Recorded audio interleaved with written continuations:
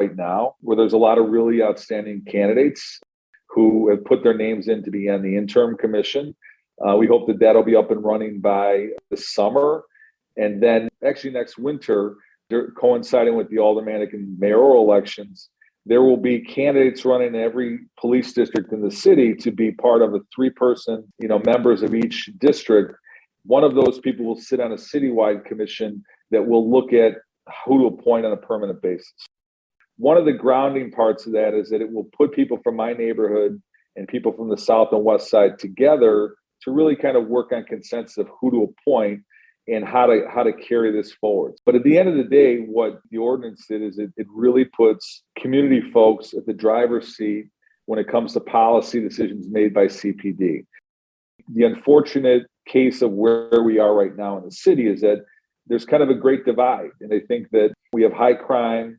We have some communities where people are afraid to call the police. So there's not a lot of trust. And part of safety and rebuilding trust and safety is that to really have the community and the police work side by side together.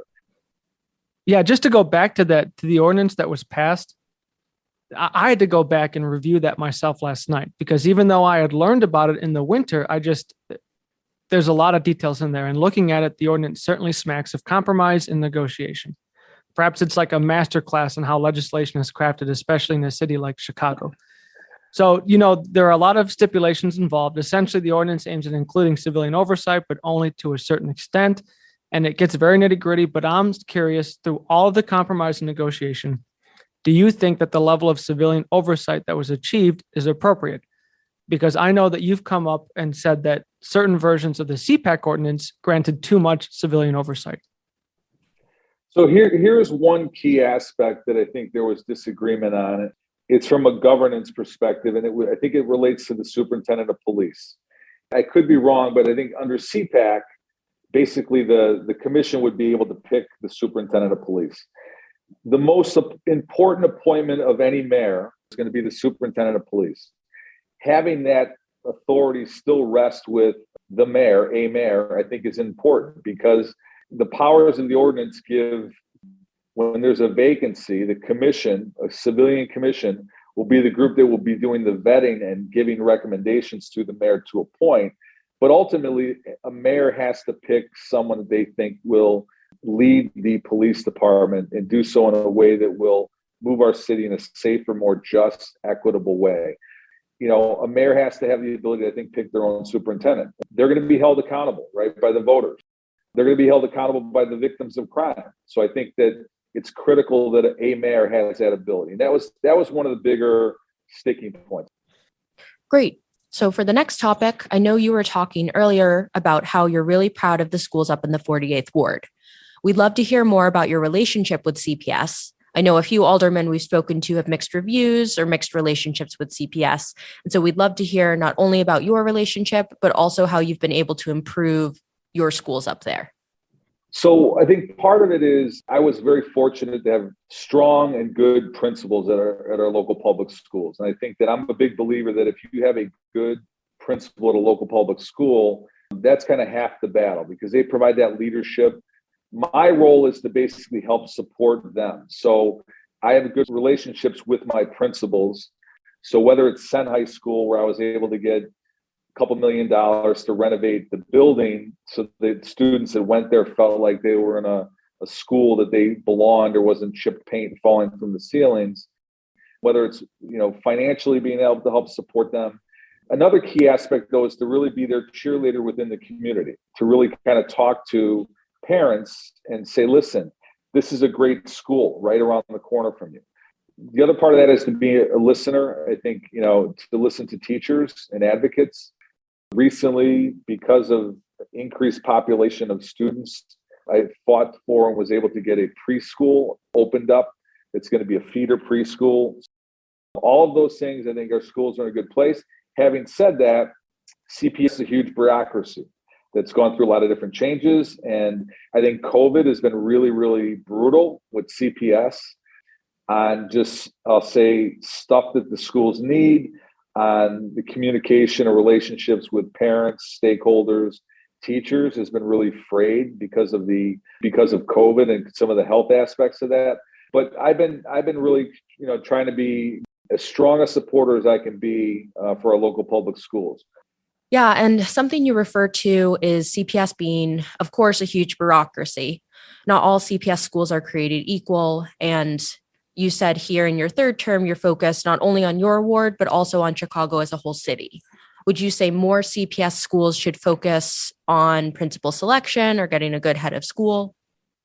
Well, I think part of it is it's not a one size fits all. I think that CPS is a large school, and I think that there are some parallel challenges that face the city that impact our schools.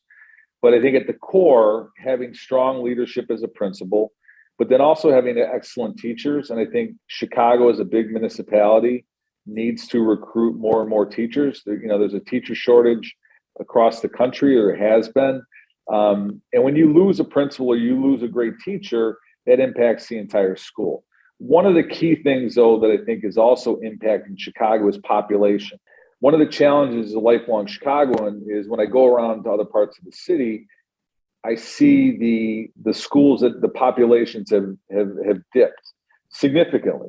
Communities like Austin or North Lawndale on the west side in the 60s and 70s, they had 60, 80, 100,000 residents who lived there.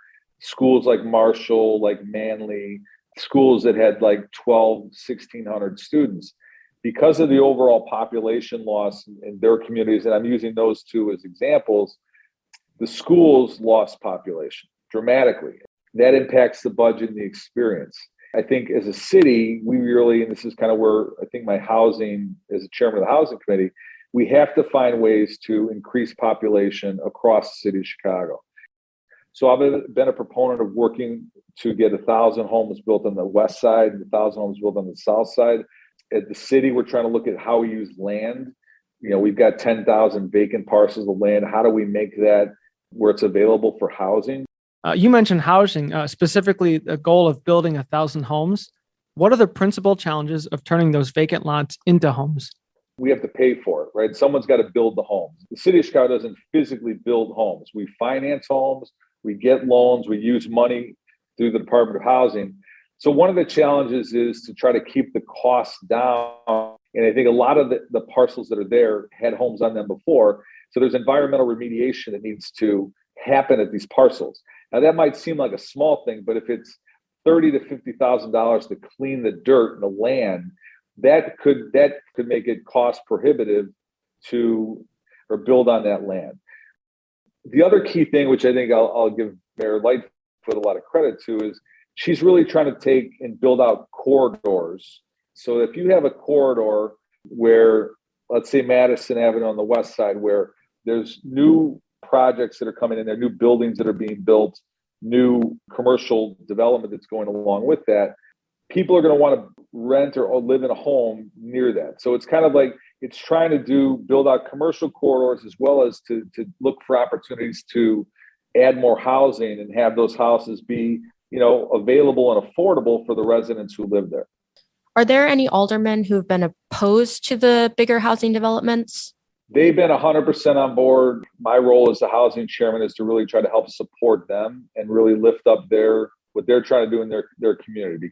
But we've got to do it on a large scale because, again, I think there are a lot of communities that, have a lot of land and some of it's buildings too. So part of it is we have another initiative looking at properties that are intact. They're not currently used, meaning they're abandoned. Someone owns them and they may owe money. They may owe money to the city of Chicago for back water bills. So we're trying to work with a way to basically forgive some of those old debts to the city if a developer is actually going to make it livable. So if you have an 8-unit building that owes water taxes, and that water tax might be cost prohibiting the landlord from renovating the units and having the building be functional. So we're looking at ways to forgive some of that if the landlords are doing the right thing and getting those buildings up and running again. Yeah, and along with housing. So this is something that I think we've tiptoed around in other conversations with aldermen, but haven't addressed specifically. It's the kind of derogatory term aldermanic privilege. It's also very unique to Chicago politics. I guess the first question is, where do you fall with regards to aldermanic privilege? Are you a proponent of it, or do you think that there needs to be reform?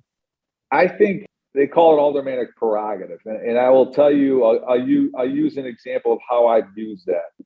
I've been able to help encourage more affordable units to be built in my community. And it's not through any kind of negative threat of any kind. It's to really try to promote and say, look, in my neighborhood where there's market rate developments going on and people wanting to invest in a huge red line project that you could foreshadow future development, what I'm hearing most in my community is that residents want more affordable units. And the families in my public schools want family-sized units in these buildings. Me as an alderman being able to tell someone who wants to do development, I would like you to build more affordable units in our community, and here's how I want to do that, I think is an appropriate thing for me to do. So I've used it in what I would say is a positive way. So I've used my zoning. I have a process where I take issues out to the community. I basically listen to the community on what they want to see. But I'm also mindful that our history of Chicago is one where there's been segregation. There's been one that people, before me have used aldermanic prerogative as a negative thing. Recently, there was a development on the northwest side of Chicago called the Glen Star development. And the alderman there was against it. And myself and many others voted in support of it because it's going to provide a couple hundred units of affordable housing. I'm elected to make decisions locally, and I think I do so in a very transparent way. And I think if aldermen are doing that, their constituents will see. And to clarify, that development on the northwest side, was that Alderman Napolitano's ward? That was Alderman Napolitano's ward. Yeah, I remember reading about that. And to me, it seemed like a pretty significant moment in Chicago history, just like this idea where the alderman said, don't develop here, but it was the city council that overruled him in contradiction to that longstanding tradition of aldermanic prerogative. So going back, though, to something that you talked about earlier, I know you wanted to create more affordable housing. I also know that you had denied in the past a 5-story apartment complex to be built, I think, on Broadway Avenue. Did you deny that because it was going to be prohibitively expensive for most of the residents? It had more to do with, I think, development along Broadway and a lot of people that were concerned about the height level and the density on the west side of Broadway.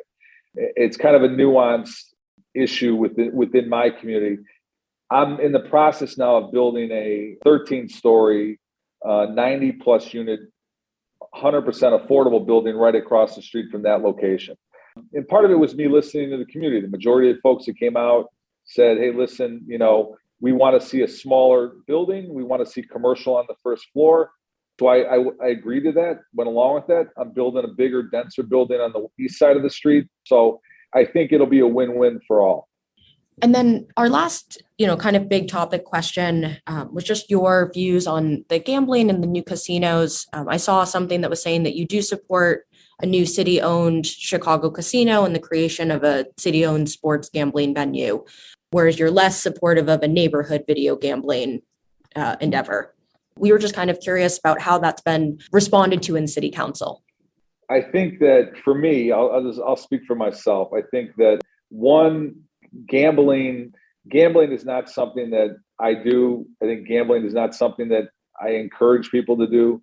But I'm also cognizant, especially when we're getting into March Madness or kind of into March Madness, that people can bet on their phone, right? The phone I'm talking to you on right now, my Zoom call, I could place a bet on who's going to win the Final Four games.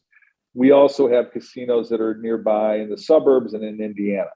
So trying to, I think, on the casino side of things, trying to build a casino that will bring in needed revenue, that can go to housing, that can go to infrastructure, can go to some positive things. If there's resources that can help our city financially, I'm open to that. We're still kind of dealing with COVID, but I think that as we get back to hopefully normal, where we can bring conventions in, we can bring in a lot of more tourists, trying to find a location that we could do a casino that is somewhat in the near downtown area. It's a cab ride, Uber ride away, but it's not going to dramatically negatively impact the community. I think that's something I'm going to be for. Last week, Mayor Lightfoot had created a separate committee that's going to be doing some review. I chair the Housing and Real Estate Committee.